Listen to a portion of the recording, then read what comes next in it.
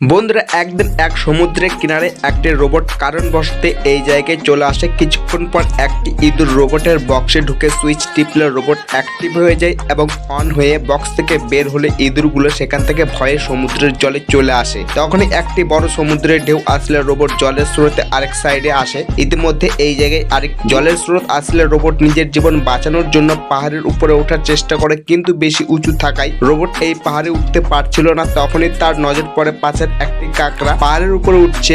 Robot ভালো করে দেখে কেমন করে এই কাকড়া উপরে উঠছে, তাই রোবট কাকড়ার মতো করে পাহাড়ের উপরে উঠে যায়। রোবট কাকড়াকে হাতে নিয়ে ভালো করে দেখে আর ভাবে এই কাকড়া আমাকে অনেক কিছু শেখাবে, তাই স্ক্যান করে। ইতিমধ্যেই এই জায়গায় একটি পাখি উড়ে এসে এই কাকড়াকে নিয়ে চলে যায়। রোবট সামনে এগোতে একটি ঘন সুন্দর জঙ্গল দেখতে পায়। এই জঙ্গলে অনেক ধরনের পশু থাকে।